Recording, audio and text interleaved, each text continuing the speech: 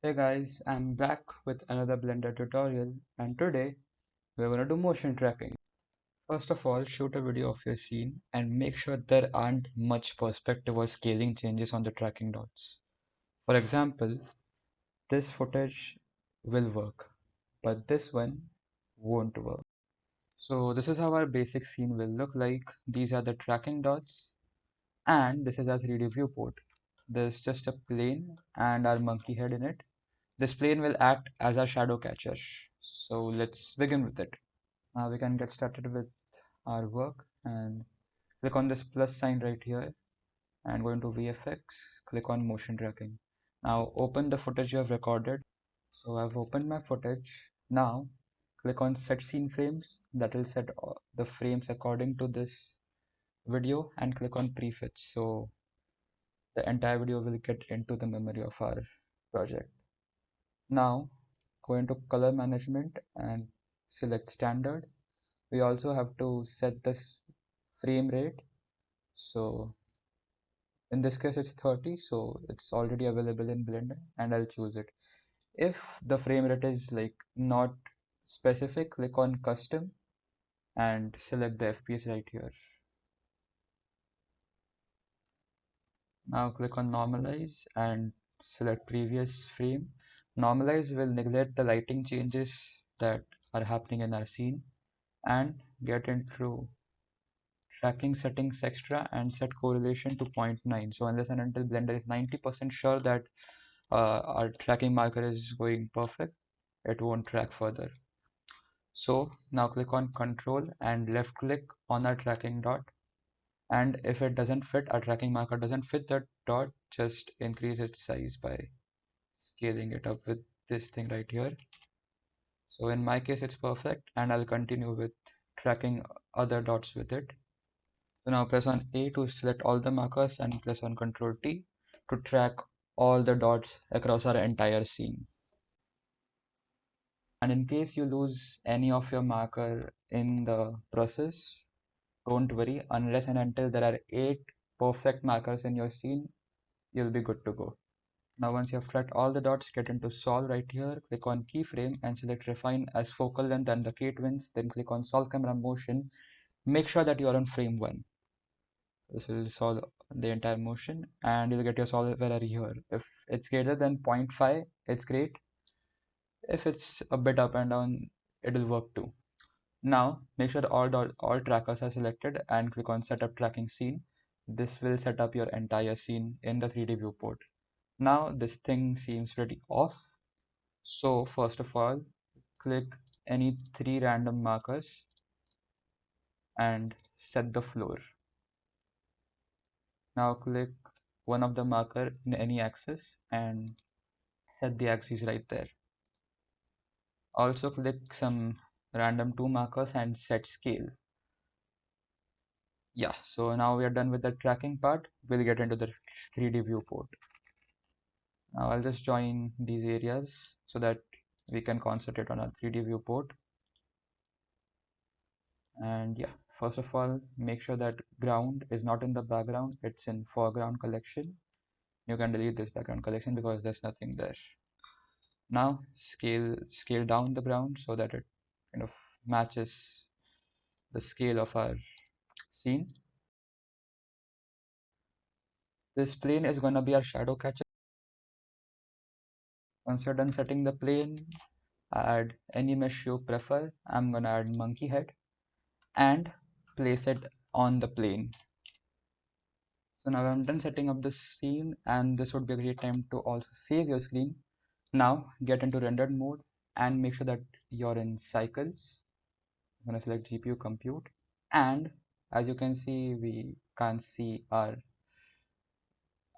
video. So in that case, just get into this uh, drop down right here and film, click on transparent. So this will just bring out our entire scene. Now we'll just give a basic material to our monkey head. I'm just gonna go with a simple blue roughness thing, and our ground, as I already said, will just act as a shadow catcher and not as an object. Now we are done with our scene. Let's get into the output tab. Now click on this drop down right here and select the path you prefer. Make sure that file format is set something which is an image, and we are going to render our animation as an image sequence. So just click on render and render animation, or the hotkey Control F12, and this will start rendering our image sequence. Now once you're done rendering the image sequence, click on new Blender project, open a new Blender project and click on video editing. Now click on add and add an image or a sequence. Navigate into your folder where you have saved all the outputs, and click on A to select all the images and click on add image strip. So this will basically add our entire output sequence. Now if this thing is pretty stretched out, so just get into the dimensions and set the dimensions to what our image sequence was. Now make sure that your frames match in here. In my case it was I think around 334, so I've set it. And if you wish to change the frame rate, feel free to do that. And now again get into this output tab and select your final destination. Now just select AVI JPEG as file format, and I'm just gonna boost up the quality. It's not compulsory. Now just click on Control F12 and that will start rendering our entire image sequence and make it into a video. And this is how your final animation will look like. Now while doing something artistic, you can always add something more to it. Now in this case, let's just add a cube with some cell fractures. Add a cube mesh, and orient it. Grab it in Z axis and scale it down. Now get into edit mode and subdivide our cube around 5, 6 or 7 times. I'm just gonna go with 6. Now click on object, quick effects and cell fracture. If cell fracture add-on isn't turned on, make sure to do it by going into edit, preferences, add-on and search for cell fracture. Now these are the cell fractures for our cube, and as you can see it has created a lot of objects.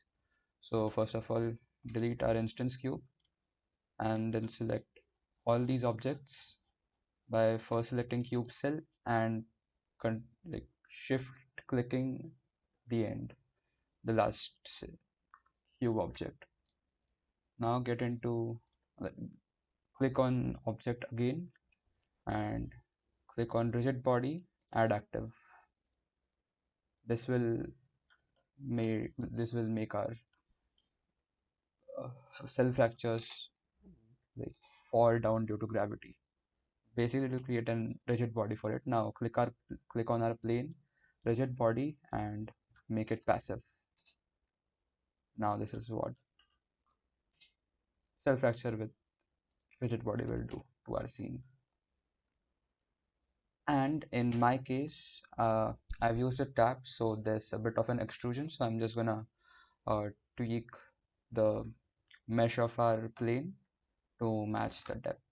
And if you're working with intricate mesh kind of thing, make sure that collisions is set to mesh so that it will kind of calculate the mesh and set collisions to it. Now let's just give a basic material to our cube cells. I'm just gonna go with a glass material because it looks pretty nice with these shards kind of thing.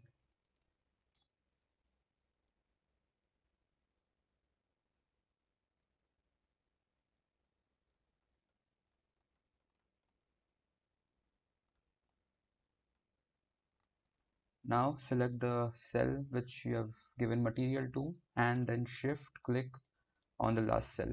I just messed it up. No worries. I'm just gonna do it again. Yeah. Control L and click on materials. So this will link all the materials to our cells, and yep, it looks pretty nice. I've also set the frame to 200 just to make the animation short. You can just proceed with 334, no worries about it. So yeah, this should sum up our entire scene. Now just click on render and follow the steps which I've already mentioned. And this is what our glass shatter effect will look like.